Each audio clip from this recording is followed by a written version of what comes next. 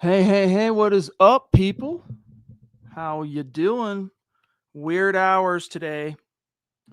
Let me let it breathe for a second. Bring on Facebook. I think Scott had this scheduled for me at 8, but I'm getting to you. If I could get to you sooner, I wanted to, and here I am. But sorry for the delayed episode tonight. We're not going to see Zach, unfortunately. Meet and greet dust still settling. Things, people, we got to help some people get home, travel, different things. And so tonight it's just me, but we got a lot to get to. Welcome in, everybody. This is the Mile High Huddle Podcast, the aftermath. I'm your host, Chad Jensen. With me tonight is not Zach Kelberman, but he will be on Thursday. We are coming off just an amazing weekend. Sunday was a phenomenal experience for the meet and greet. And I got to tell you, as Facebook, of course, is giving me problems here. Let me just delete it out of this stream here. I got to tell you, this was the, 21, 22, 3, 4. So this was the fifth straight official. We were doing it kind of unofficial before, but the fifth straight official Mile High Huddle meet and greet.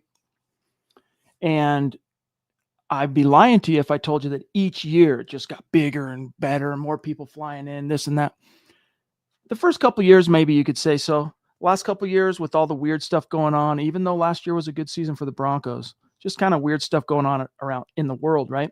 Maybe not as big. This meet and greet, I haven't seen that many people come through ever. So got to meet many new faces, people who were either names I recognized in the stream or even many people who stopped by to get a picture, say hi, hang out, talk about the Broncos for a minute, who were like, yo, I listen every single day. I'm what you call a lurker. I don't comment and, forgive me, I don't super chat. I'm like, it's okay if you don't super chat. You're listening. That's great. So just a phenomenal experience. And I hope those of you who were able to make it out, fans and members of this community, that it was a good experience for you because boy, oh boy, did we pick the right game. I remember some people going, why are you picking the Giants? I mean, if you're going to pick one after September, why not? And you're going to go in October. Why not just the Cowboys game? Man, are you not glad we picked the Giants game? Boy, oh boy. And I was going, man, we got 3 straight wins for the meet and greet games. So we were undefeated till last season. Then it was Broncos Steelers. And it was our first defeat. So we're going into the fourth quarter. And like Bo Nix said after the game, he's like, man, before we turned it on, I had some thoughts about like, what am I going to say at the podium if the Giants shut us out? And I had similar thoughts myself relative to, all right, how am I going to explain this to people? How am I going to pull folks off the cliff? How am I going to posture it relative to the meet and greet juju and all that if the Broncos lose this game in such a horrendous fashion? But I'll be damned. Did they not storm back in historic fashion? I mean, golly, I still am shaking my head. And I'm sure a lot of you are too. Like, I've never seen anything like that. And I was there for all the Tebow stuff. I remember the vast majority of the Elway stuff. Peyton Manning's comeback against the Chargers was phenomenal, right? Monday Night Football made that one even more special. But Bo Nix, man, he's the truth. Now, after the game, Sean Payton, hey, I don't want to hear anything about tempo, because he was trying to get ahead of that trying to get ahead of that line of questioning. Let's put it that way. But, he's got to face some hard facts. He said a few things today in the conference call that I definitely want to analyze and get your guys' takes on. But let's say hello. Let's see what's up in the chat. Everybody jumping in early. People like Matt Eastburn becoming a new member on YouTube, brother. Clutch. Papa Bear. Great to see you, buddy. And I know weird timing, so I hope everybody who has thrown down super chat is in the room and will be able to hear me respond here. But Papa Bear, we missed you. Hope you're doing well, buddy. Good evening, Broncos country. 13-4 plus. Hashtag God bless the USA. Amen. And we missed you. It was so much fun. So much fun. Hopefully the next one, big dog. I know it's been kind of a rough year for you, my friend. So thank you for your support. It means the world. You know this. Sam Bam in the house, brother. What is up? Sorry, guys. Yeah, like I said, just best way to explain it is the dust is still settling on the meet and greet stuff. So Zach is unable to make it tonight. But again, we'll be back in the saddle, full setup, normal setup. Thursday. Sam Bam, evening, guys. Whoa, by the way, massive super. Thank you, Sam. Bro. He says, evening, guys. I'm still in complete shock from what happened yesterday. Wow. I think the offense will be much more efficient going forward now. Next up, a Texas 2-stomp against the Cowboys and Texans, in which I'll be going to both games. Go Broncos. Dude, how dope is that? That'll be awesome. And, it's such a weird season in the NFL. And, of course, parity reigns supreme in the league. But when this season first started, I wasn't worried at all about the Cowboys game. And then as you got a couple weeks into this season, I wasn't worried about the Texans. Now I'm a little tripping on both, but both games are winnable. Both games, one's at home, Cowboys. We got a lot of time left still, of course, to talk about Cowboys matchups and Texans and all that. But what an experience that's going to be for you, big dog. That's great. My parents are going to be at the Cowboys game too. So that's awesome, buddy. Great to see you. Thank you. One of these days, Sam, you got to make it out to the meet and greet, dude. It's an experience, and it would be fun to meet you in the flesh, big dog. We've had you on the show many times, but in the flesh, that's a different thing. Lady D in the house. We did get to hang out with Lady D, and I got to have dinner with Deanna and her husband David, and also at the same time at the same dinner, along with Michaela Parker, the Duchess, and her husband Stephen. It was great. It was just awesome. And then, of course, we hung out for hours on Sunday, and Deanna had an even more crazy experience. Not just the meet and greet, not just the game itself, but amidst her travels and sightseeing at the stadium, she somehow, I don't know what, it's the MHH meet and greet juju, lucked into, oh, here you go. I'm a stadium worker. Here you go. Here's 2 field passes for you and your husband. Here's the tunnel you walk in before the game so that you can be on the field level. How rad is that? So anyway, Lady D, it was so nice to meet you. So great to hang with you. And I've got my Alaska hat right here. I'm going to be redoing my setup here in the near future. So I'm going to be displaying this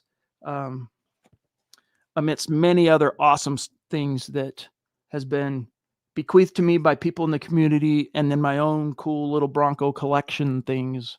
So anyway, let's see what Lady D has to say. She says, evening, Chad, Zach, and everyone. Zach will hear this, by the way. So loved seeing all of you at the meet and greet. I met Peyton Manning on the field. See, was super amazing. Then the amazing win. Loved seeing Naj, Michaela, Eric, and everyone else. Great putting a face to a name.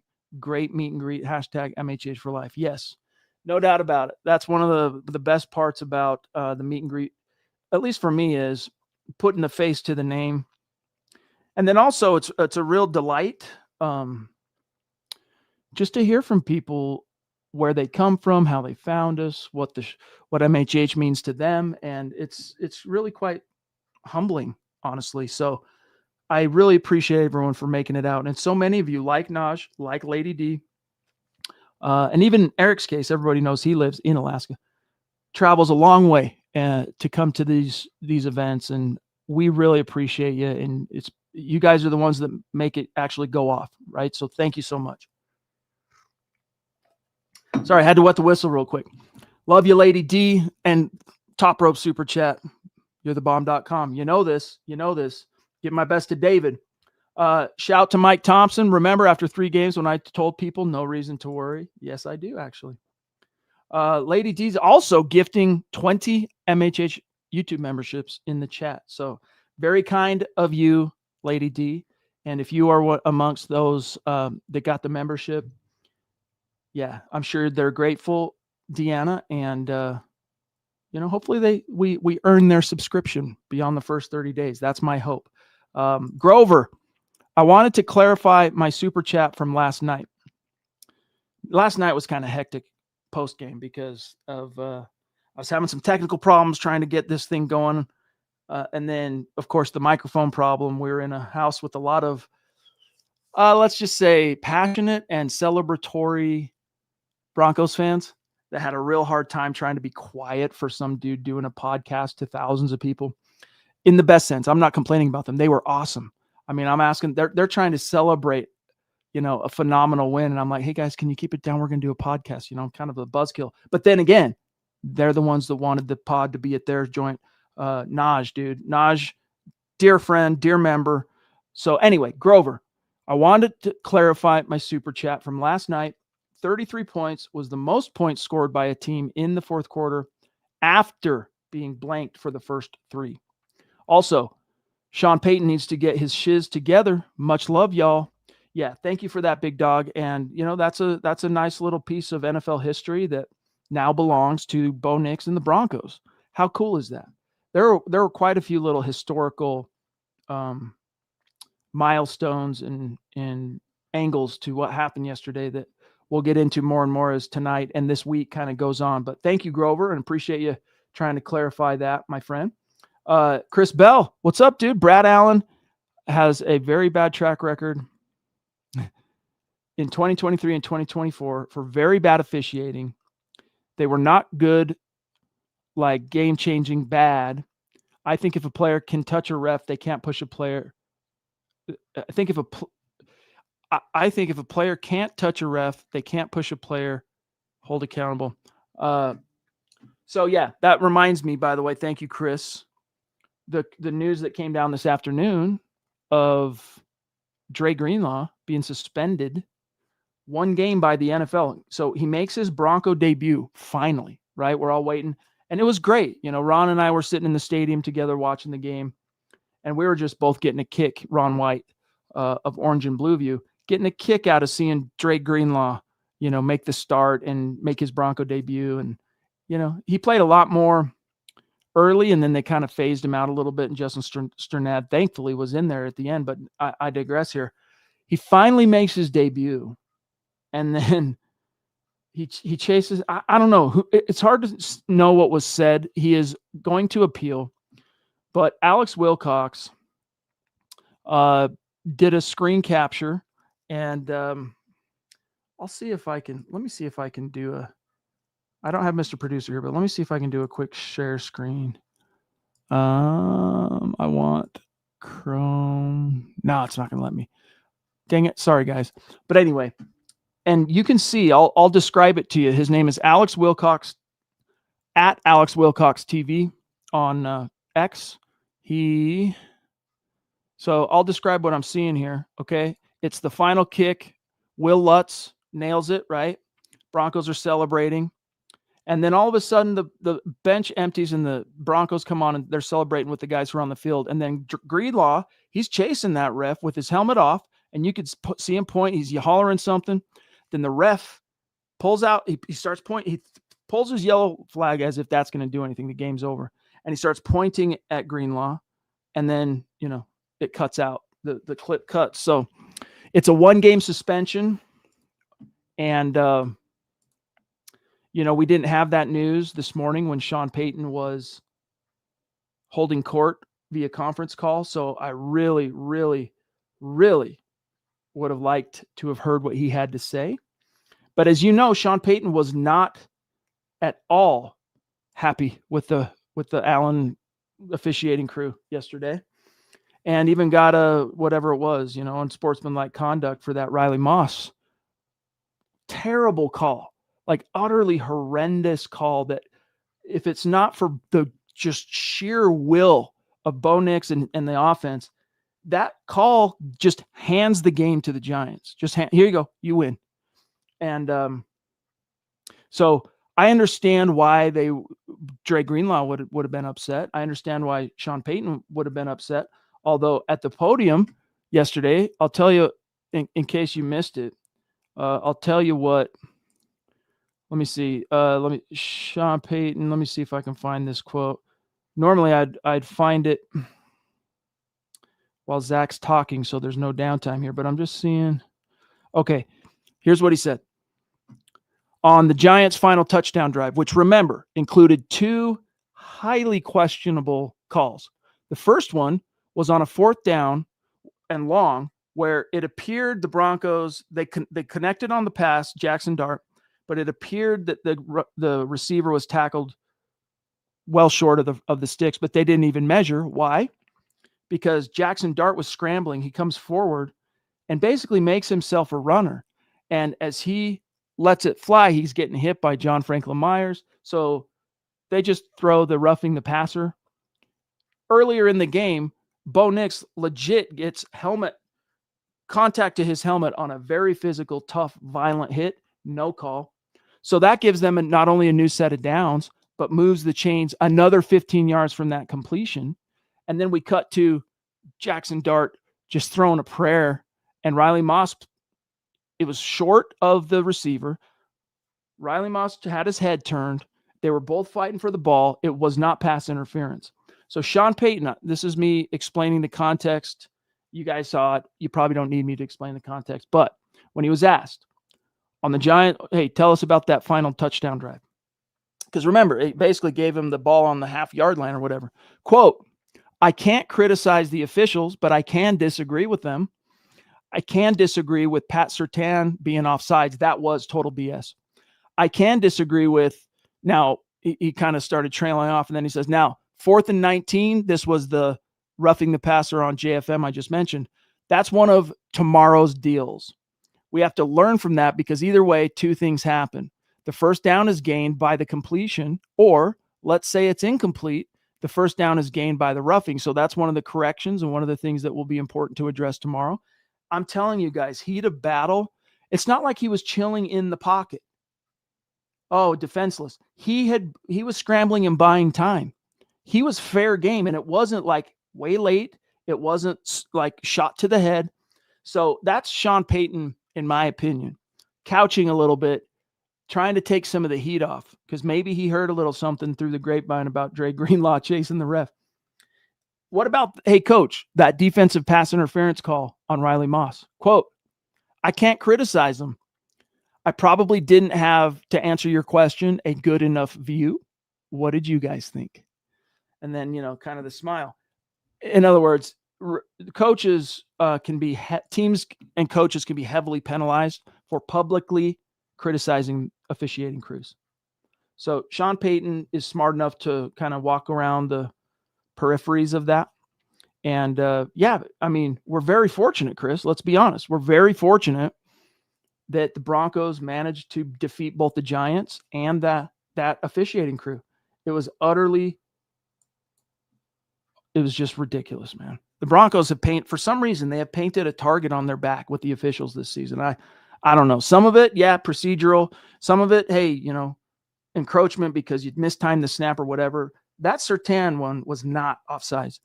The Duchess in the house, fresh off the hang yesterday, long hangouts. So great to see you, my friend. She says, interesting coincidence. We had 33 seconds left right after the Jackson Dart touchdown, the last Giants score, the one we were just complaining about. Then they missed the extra point, his second extra point miss of the game. Thank you, football gods. And that had left 33 seconds. DT was 33 when he passed away. He was with us. He was definitely there. There was some divine, spooky in the best sense, otherworldly, vibe, energy, spirit. Something was going on. Here's another crazy thing. Cortland Sutton finishes with 87 yards. He left 1 yard on the field, is the best way to say that for DT. Now, maybe you would say, it'd be even spookier if he finished with 88 yards. And maybe it would be. But I like it. I think it's more poetic. Kind of like in the spirit of pouring one out for the homies, right? Or the fallen brother, or whatever it might be. The fact that he left 1 yard out on the field that day for Demaryius Thomas, to me, it's poetic. It's like storybook, a lot of what happened yesterday. So, but yeah, very interesting coincidence, my friend. Thank you for bringing that up. Thank you for the super chat, as always. You rock, the Duchess. Okay, let me see. I'm gonna scroll up. I'm gonna get some member comments here in a second.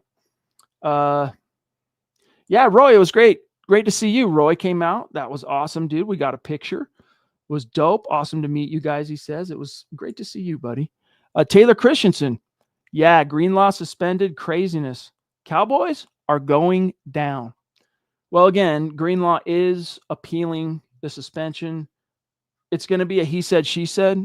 Like, what did he? Yes, he may have followed the ref.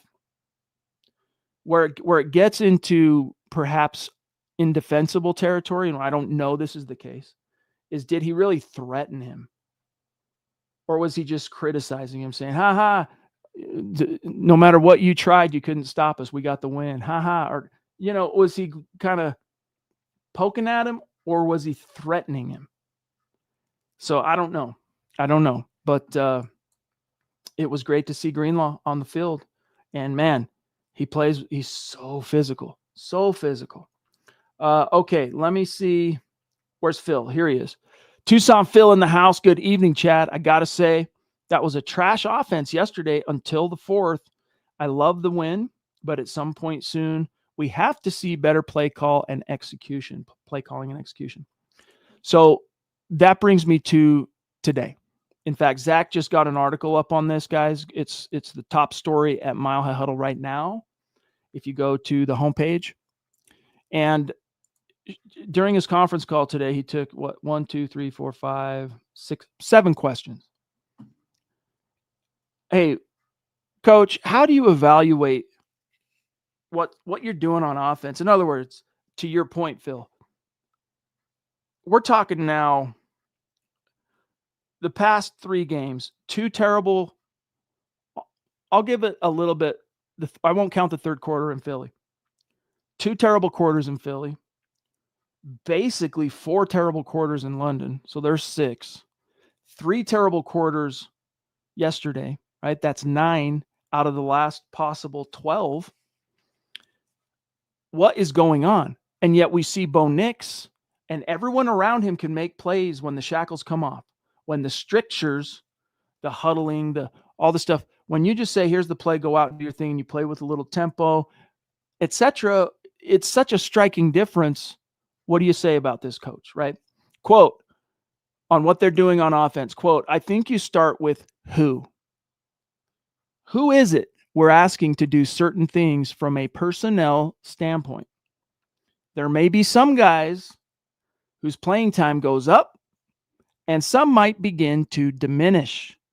You look closely at the personnel, then you look at the scheme, and does it fit us? There's a lot to that question, but it's a good question. Close quote. Does that sound like a coach that's kind of trying to blame the players? It does to me, because he has not done a good job of explaining to people, I don't want to hear about tempo. Okay, treat us like we're in kindergarten then, and explain to us why. No one here is saying, hey, Coach, be Peyton Manning running no huddle all the time. No one's saying that. But mixing it in a little bit more frequently to get Bo into a rhythm, how's that for an idea? And then go back to what maybe you've been doing in terms of, but once you get him into a rhythm, you can afford to kind of, because now everybody's cooking. Explain it to us, Coach, besides, I'm sorry, it doesn't hold water. The only reason being that it's a double-edged sword, that the guys get tired. Cry me a river. They're professionals. They're running all day long. They're the best shape athletes in the world.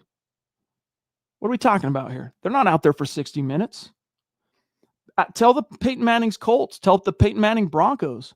They ran no huddle a majority of the time. I don't know what the exact percentage was, but we all know this, a majority of the time.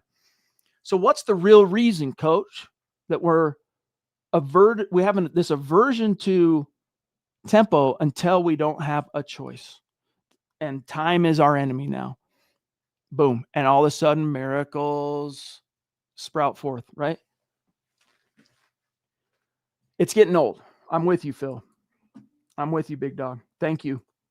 Joe Anthony, dude, that was so cool. So cool to see you, bud. Hi, Chad. I think I got 3 more viewers. The friends I went with want me to share.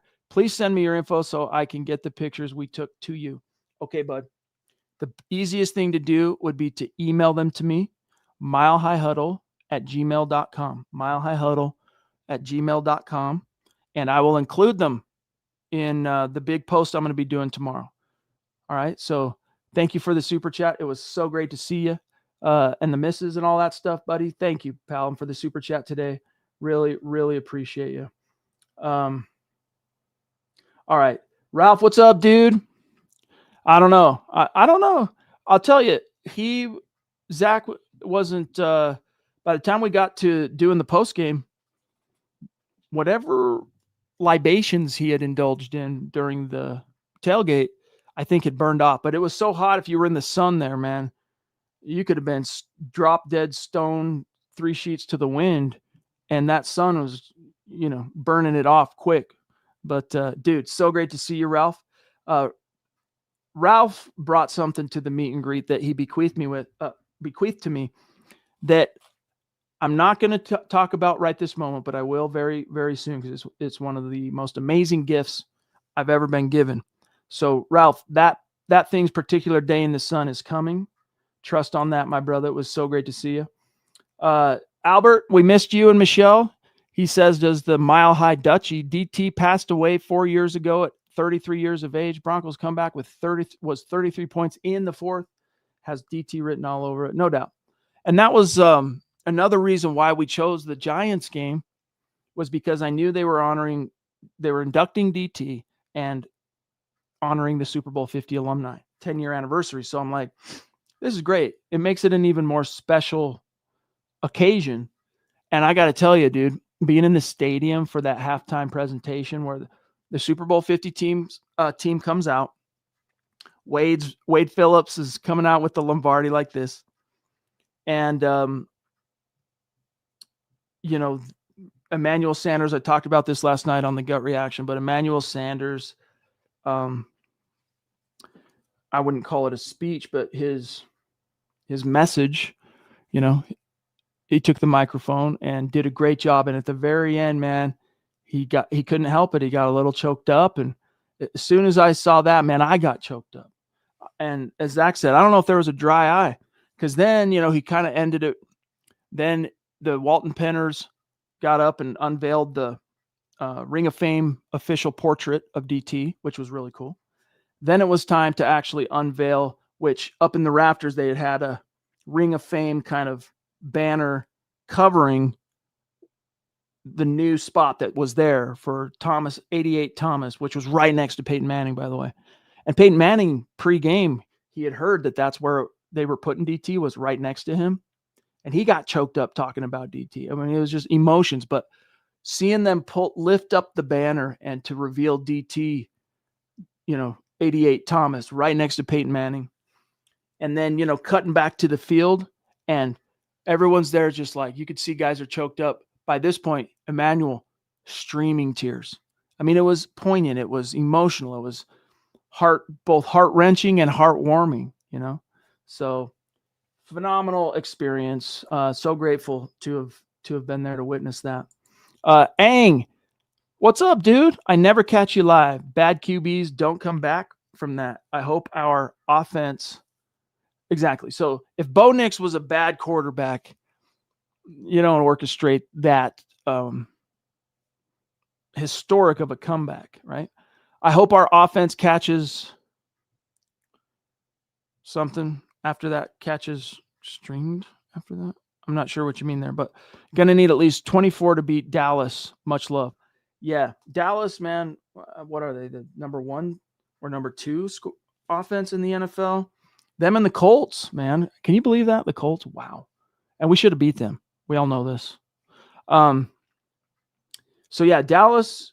But the good news is Dallas defense sucks. So, but then again, if we're going to get more of this Bronco offense thing, waking up out of bed and stepping on their own, can't get out of their own way stuff, and that defense, I mean, bro, how many lapses were there? Even Sean Payton, was it today? Let me double check something about the defense. Let me see. He said, hey, coach, on what you saw from the film, because it's the morning after, right? And his message to the team, quote, well, players haven't been in yet. In other words, they haven't come back in for team meetings yet. When they come in, we'll have a chance to go through the tape. We gave up 5 or 6 3rd and 10 or 4th and long conversions defensively. Unacceptable. Untenable. And then he said, that's nuts. It is nuts, especially for this defense. Offensively, we really didn't amount to anything till we got into the end of the game, fourth quarter. mental errors, mistakes, snaps, wrong reads, you name it. I thought we were better in the kicking game, meaning the coverage, covering punts and kicks. We'll have a chance to watch that tape with them, the players, and kind of go through the whole game and then go from there. So the defense, man, against, Dak Prescott is playing as well as just about any quarterback in the NFL right now. And if you have those communication lapses, those mental errors, the penalties, the lack of discipline, they'll hang some points on you. So let's hope they learn from yesterday's tape and fast. Thank you, Ang. William Shaw, what's up, brother? A dear member, a superstar. I became a fan of Elway. I became a fan at 7 in Elway's rookie year.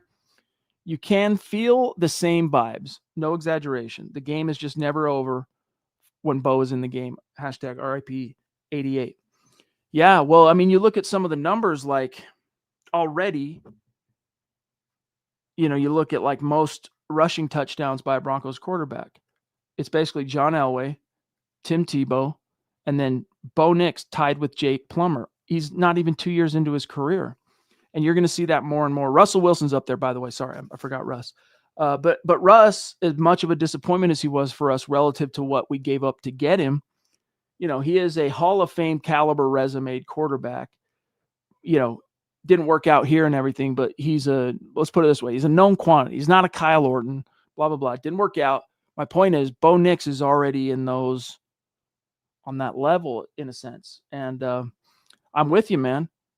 Nothing's ever out of reach. And you see it with the greats, man. You've seen those kind of, maybe not quite that large of a comeback, but quarterbacks today, like Josh Allen, has pulled off miracles. You see Patrick Mahomes conjure stuff out of it, like a rabbit out of a hat or whatever.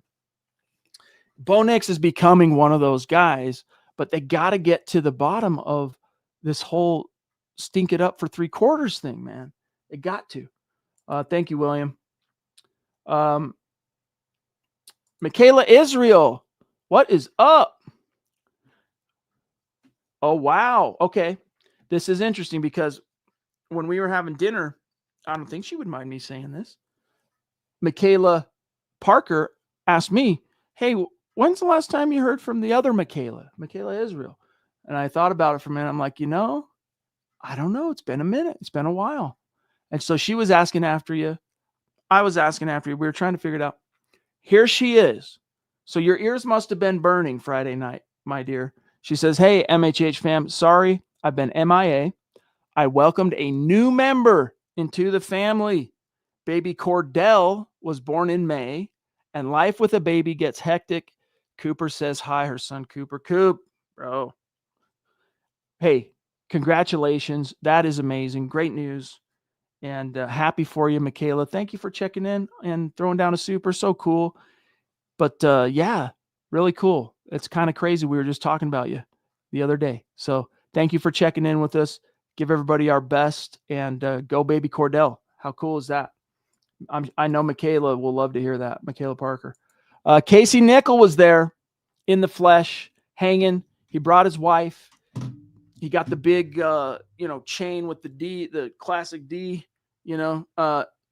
dope. And he looked like an absolute baller walking around the Empower Field at Mile High tailgate. Casey, I still don't believe what I saw. I know, dude. 88 for life. DT was there 100%. On a real note, we have to stop with the screenplays all the time and let Bo rip. Yeah, and just like not be so. Look, I'm not opposed to the screen game because the Broncos do have some guys that can make it work. But when it's that heavily a part of the game plan on the reg, you become super predictable. And as you saw for majority of the game yesterday, Giants could sniff it out easy. Boom, wrap them up. Loss. Boom, wrap them up. No gain. And we saw, man, these receivers can make plays down the field. So can Bo Nix if you give them the opportunity. I mean, Marvin Mims, bro, he has come through clutch in some big moments for this team. Cortland Sutton has been doing that his whole career, but I mean, even Troy Franklin, I'll give him his props. catching that tip pass for the first touchdown, man. Like, that was some divine intervention there. But nevertheless, I agree with you. It's just really disappointing considering that this is Sean Payton we're talking about here. Now, because it's Sean Payton and because it's Bo Nix and because it's still a really good offensive line, despite kind of the chemistry issues still taking shape with the new left guard, I trust that they will get it figured out. They will. They'll figure it out. And they're still in that stretch of games, Casey, where, they can build themselves a nice little cushion for the AFC West. But like I was telling you guys at the beginning of this year, do not ever dismiss the Andy Reid-led Chiefs. So long as Patrick Mahomes is the quarterback, you cannot dismiss them. Or a better way to say it is dismiss them at your own peril. They are finding their fire. The division is going to come down to us in Kansas City. So that's why I was saying after the Jets game, hey guys, when you got to go to Arrowhead in December, you're not going to be worried about the fact that Jets win was ugly. You're just going to be damn grateful that there's an extra dub in the standings for the Broncos. And this next stretch, man, you got to make hay. Like, you got to beat this Cowboys team because you're at home. Now, maybe if you were in Dallas for this one, you could be forgiven if you drop it. You can't lose this one at home to the Cowboys. It's a home game, and they're undefeated this year at home. Praise be to the football gods. So I'm with you, bud. Let Bo rip. Let him rip. Let him rip. Chris Bell jumping again. I had a friend at the game streaming the halftime event. Cool. I teared up. DT was amazing. He will forever be a Bronco on and off the field. I could have met him. Oh, man. Really cool. Yeah, he was one of the special ones, dude. And his life story, there's honestly how do I put it? He defied and overcame so many obstacles and so many like statistical markers that would say he would not become, a well-to-do, rich man, NFL career, famous, not just NFL career, but like we all know, Hall of Fame. He's a Hall of Fame caliber guy. It needs to start moving in that direction for DT. Look at the numbers. With everything he went through as a child, we don't need to rehash his whole life story here right now, but with his mother and his grandmother and getting arrested and all that stuff, he just an average person. I don't even want to say a lesser person. Most people could not overcome those caliber of setbacks, but he did, man. And wow, so genuine, caring guy, community, fans. I mean, there's so many stories about how tender DT was with fans and conscientious. And so you can see why his teammates are still so affected by the fact that he's no longer with us, right? So anyway, thank you for that, Chris. Really appreciate you, bud. Colin in the house. What's up, brother? Thank you for the super. Thank you for being a member. Says, missed the stream last night because I forgot y'all were at the game, so it wasn't going to be right after it ended. What a game. Yeah, it was kind of I got to remember now when we do the meet and greets, whether I'm doing it the post game from the tailgate after, or if we go to a different location to include other people or whatever, I got to remember to bring my camera, my nice camera, because that's the one thing is, hey, I think, most of you are like, come on, Jensen, get it together with the microphone thing. But once we figured that out, it sounded fine, but it didn't look very good. I didn't like my little crappy laptop camera. So anyway, but yeah, what a game, dude. What a game. I mean, that stadium afterwards, seriously, like I'm standing back looking at it because where we set up in Lot D for the meet and greet, it's kind of a slightly elevated position within the parking structure of, layout of the stadium. So you're kind of looking down and up at the stadium at the same time. It's hard to explain, but I turned and looked, and it's like I could just see the stadium lift up off the ground like there was rocket propellers or whatever, There's so much energy, dude. And it was awesome, dude. So as I was walking back out to the car, trying to meet up with all the guys and stuff. As soon as Ron saw me come around the corner, I'm like coming up the hill. So I'm looking up at him. And so I'm coming around this corner. He makes out that it's me and he starts doing this. And I'm like, oh, dude, Rocky right now. Rocky from the movie Rocky. He's going like this. And it's just like, yes. It's so awesome, dude. What a game. What an experience. MHH meet and greet juju is a real thing, y'all. Jumping in again, Colin says, Brad Allen should be fired. So soft. I get finding Dre, but a suspension. Yeah. Again, this comes back to what was said. Was he like threatening him? Like, hey, I know where you live. I highly doubt it. And even then, isn't it he said, she said? Oh, maybe someone else heard it. I don't know. And if that's the case, they may have like a witness that said, yeah, and so they can justify the suspension. I don't know. But they are appealing it, so we'll see, Colin. But Justin Sternad, he's playing really well. He had the turning point play of the game. I mean, that turning point play wouldn't have mattered. It wouldn't have been a turning point had the Broncos offense not turned it on all of a sudden. But, 3.5 sacks. I think he got one yesterday too, didn't he? I don't know. It doesn't register it doesn't stick in my brain as much, some of the statistical things that I observe while I'm watching when I'm at the game, as they do like if I'm watching it live on TV or something. But let me double check that. Sacks yesterday. Tillman, Q got a half sack. Cooper got 1.5. Zach Allen got a half. Malcolm Roach got a half. So no Justin Sternad. So 3.5 sacks though. Then he gets that pick, my point here is if the Broncos have to leave, go another game without Dre, they'll be all right. We've learned that now. But once again, I'm watching Alex Singleton in coverage going, dude. And it's even more glaring when you're watching it in the stadium, because depending on where you're sitting, where I was sitting, I could see easily and well all 22. And it's just that much more glaring. Because on a TV, you see guys come in and out of the frame depending on where it's focused, right? Anyway, thank you, Colin. Chad, any idea why none of the Bolin family was at the 50th celebration? No clue. No clue, brother, because that, of course, goes down on their resume. It was technically won during the Pat Bolin era. So, no, I don't know, and I don't even want to speculate. So I wasn't even aware that none of them were there, to be frank with you. But, there were disputes amongst them, right? When the trust was trying to figure out who of the kids was going to maybe qualify, and they were split on internally, et cetera, et cetera. We don't need to get into all that, but maybe it's more of like a Bolin family beef. I don't know. Again, so I probably shouldn't even speculate, but I don't know, brother. Let me see. Ang again. I meant offense catches stride. Okay, yeah, catches stride. It needs to, bud. I'm with you, big dog. Thank you for clarifying. Diamond Rattler.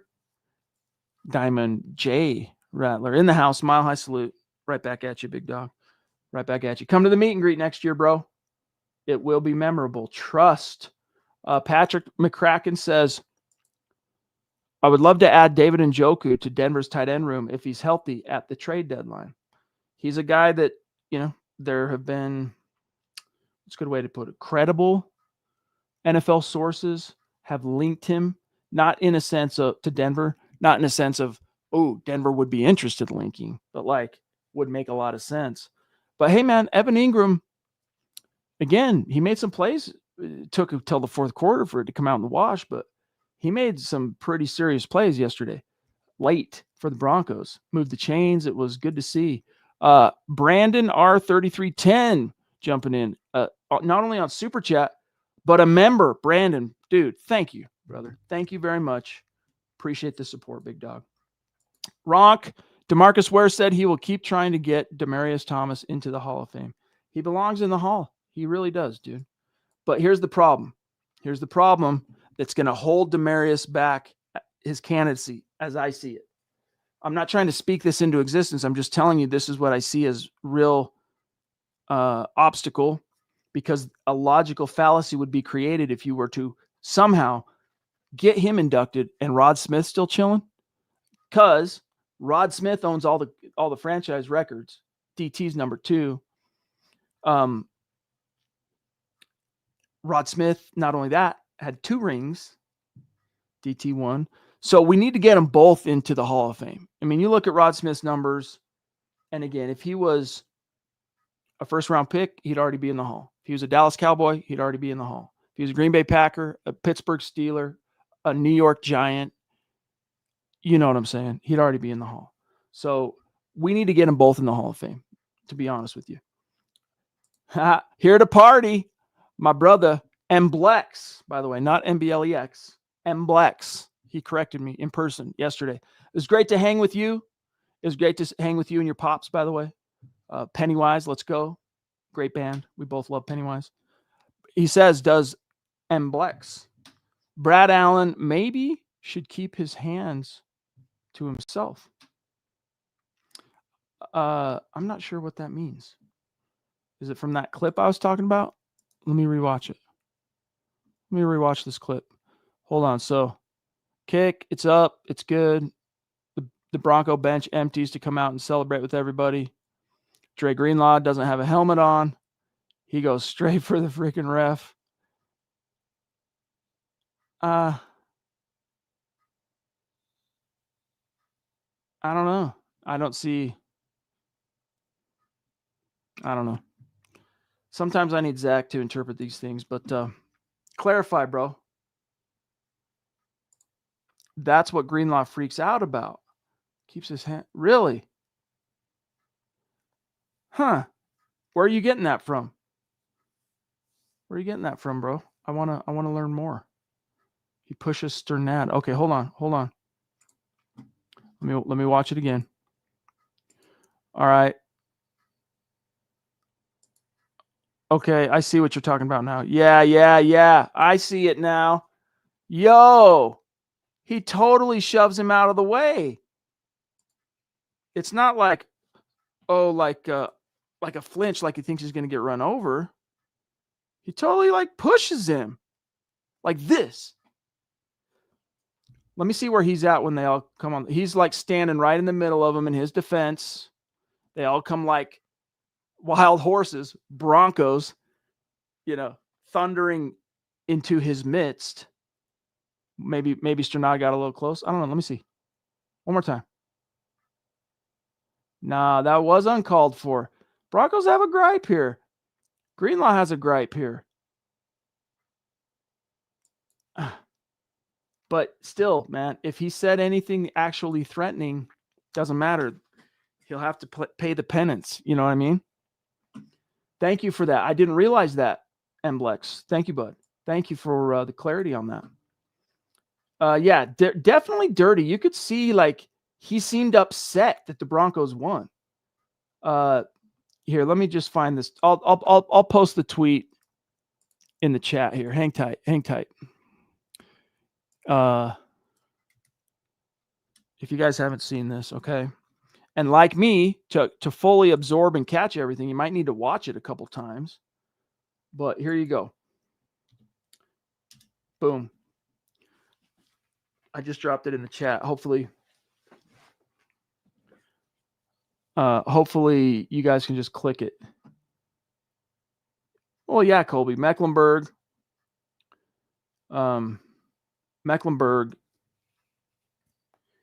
About the only thing he didn't achieve as a Bronco is Defensive Player of the Year, and he didn't get a ring. But he did go to 3 Super Bowls. And if you look at his resume, dude, I mean, I don't want to turn this into a Carl Mecklenburg episode here, but if you look at his resume, again, tell the voters that it all happened as a member of the Pittsburgh Steelers. He'd have been inducted a long time ago. Even sans the ring, even minus a ring, he would have been inducted a long time ago.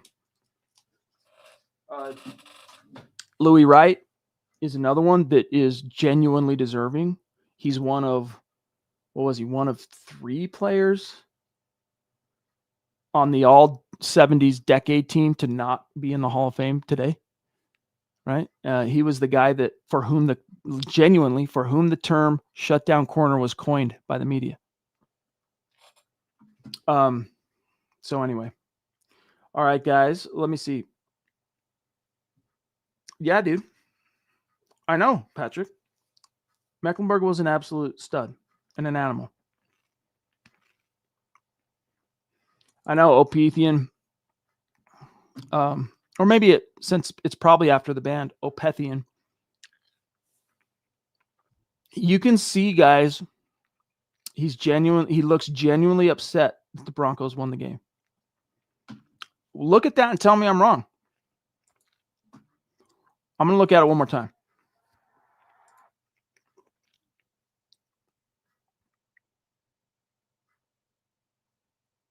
Yep.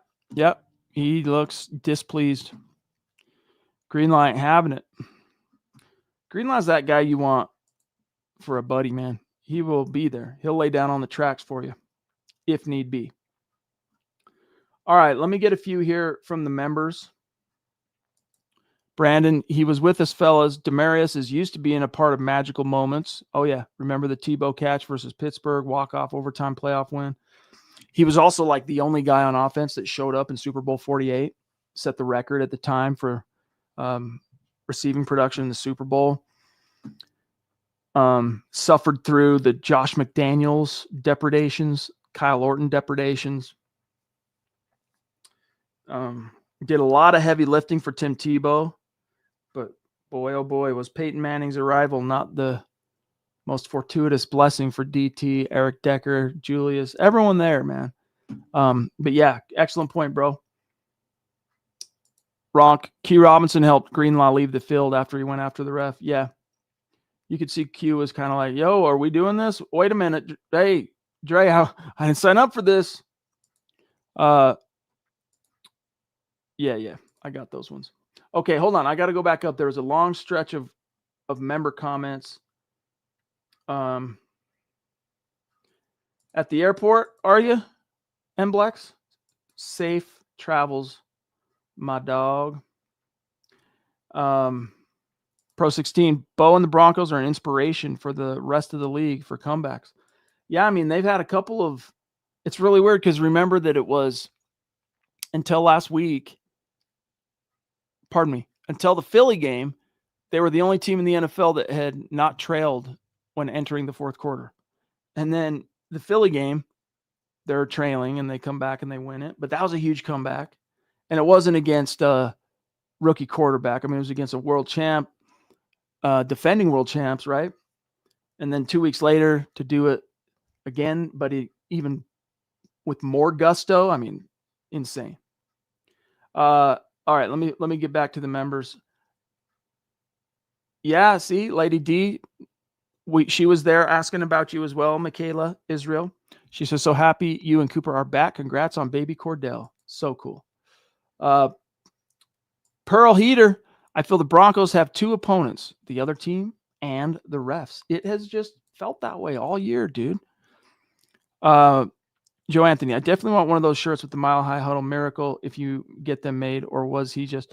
No. Well, help me remember this, guys. The dust is still kind of settling on planning and executing the meet and greet. Believe it or not, is an enormous consumer of my time and resources.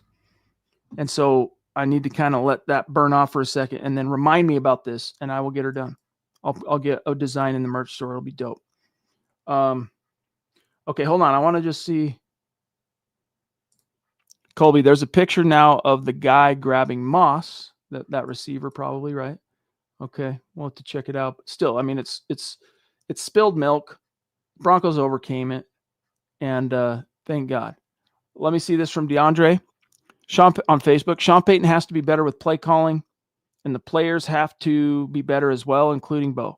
And the penalties, now 1st and goal at the 5. JK gets the ball and gets 2 yards and then 3 straight passes. That irritated me. And the Greenlaw situation, I saw the ref push Sternad and Dre was standing up for his teammate. Yeah. Yep. No doubt about it, bud. Okay. Yeah, this was a stat that was brought up last night. But guys, if you weren't there for the gut reaction, a team with an 18 or more point lead with 6 minutes left to win the game, there's over 1,000 plus wins. 0. No team had ever done it. Broncos were the first. So yeah, really cool stuff. Really cool stuff. Eric, you got to keep in mind, Dre Greenlaw, he's a firecracker, man. He's a firecracker. Still, not the smartest thing. Oh, yeah. Well, there's a couple. Colby wants to know, did anyone who went into the game get the necklace or keychain ring thing they gave away to the first 25,000 fans? I will tell you that I saw, 3 or 4 of our friends who were at the meet and greet got one of those. It looks really cool. Kirk from Toronto. Sick, dude. Great to see you. Welcome. Hashtag state of being, buddy. Yeah, William, I almost crapped my pants when Frank Crum, I'm joking, but I was like wincing, right? When Frank Crum had to come in the clutch for a couple of plays for McGlinchey, I was like, eugh. But he held his own. Proud of him. Very proud of him. Look, New Mexico, man, the fans booing and jeering profanities on the Broncos in the third quarter and fans leaving before the fourth was disappointing. Yeah, Zach says it a lot. We're not going to tell fans how to fan, but the Broncos were not giving them anything to see. Who would have thought that a logic-defying, history-defining comeback was in store? It was crazy. It was crazy. I'm just taking one last look for the members. David Youngkin. I don't think anyone's complaining about the win. Everyone's complaining about the refs. Yeah. Yeah. No doubt. I agree here, Pro 16. Why does the league, he says the refs should be held accountable for their actions too. Why does the league treat them as if they are sacrosanct, like untouchable priests or something? I don't know, but I agree with you, bud. And I would bet dollars to donuts, whatever that means. Sean Payton probably agrees. Colby, super chat. We got to get out of here soon, guys. Sorry. We're almost to the hour. Jumping in against it. Also, Bo's first ever QB to have 2 touchdowns and two rushing touchdowns, 2 passing touchdowns in the same quarter. This is true. This is true. Thank you, pal. Ang becomes a YouTube member. What a boss. Great to have you, buddy. Welcome to the manger, the inner sanctum, as it were. Appreciate you. All right, guys, before I dip out of here, I want to remind you that Zach and I will be back in the saddle together on Thursday. And, the elation of this weekend is going to burn off. By Thursday, we'll be mostly talking about the Cowboy matchup. We'll have the head-to-head and all that stuff, so it'll be dope. In the meantime, guys, we need you to follow on X, the Mile High Huddle podcast account at the MHH pod. Also the main account at Mile High Huddle. If you're on Facebook, follow us, the Facebook pod page at, Facebook/Mile High Huddle pod. You want to get a hat, you want to get a t-shirt, you want to get a little something to rep the brand MHH, go to mhhmerch.com, get your swag on. Connect with us in our quickly growing community on Instagram at mile_high_huddle. Love it. If you're listening on Apple, if you're listening on Spotify, leave your football priests a 5-star review. Helps us out immensely. A lot of people discover this show because they give it a chance as a download, and then they hear that we're talking to people live, and they go find us on YouTube, and then they're live guys or gals. So help us reach those people, guys, by dropping a 5-star. Subscribe, like, share. We appreciate you. We need you. And as I mentioned, we're back Thursday. Tomorrow is a Tuesday, so building the Broncos, Nick Kendall, Carl Dummler. It's going to be dope. And I still have quite a lot of work to do, guys. So I gotta dip out of here for now. But before I do, I got to give a shout out to all the great Super Chat superstars, supporters, and members helping us keep the lights on. Matt becomes a member. Welcome. Papa Bear, Grover, Lady D dropping a super, gifting 20 memberships. Legend. Thank you. Love you. Sam Bam, Top Rope Super. Chris Bell, Taylor Christensen, The Duchess. Love you. Joe Anthony, Phil McLaughlin, Aang also becomes a member. William Shaw. Did I already say William Shaw? No, I didn't. Michaela Israel back in the house checking in. So great. Shouts to Cooper. Casey Nickel, brother. Much love and respect. Chris Bell. Colin Dunham. Multiple supers. Diamond Rattler. Tucson Phil, I already said, I think, but just in case. Brandon. Mblex. Triple C. Much love and respect, guys. Have a great week. Enjoy this win. We'll see what kind of answers Sean Payton comes up with offensively and what Vance Joseph comes up with defensively, because that was pretty embarrassing to give up what they did to a rookie quarterback. But love you guys. I can never remember. I've heard it over 1,000 times, but I can never remember exactly what Zach says. And as always, go Broncos, right? So I'm just going to say it. Go Broncos.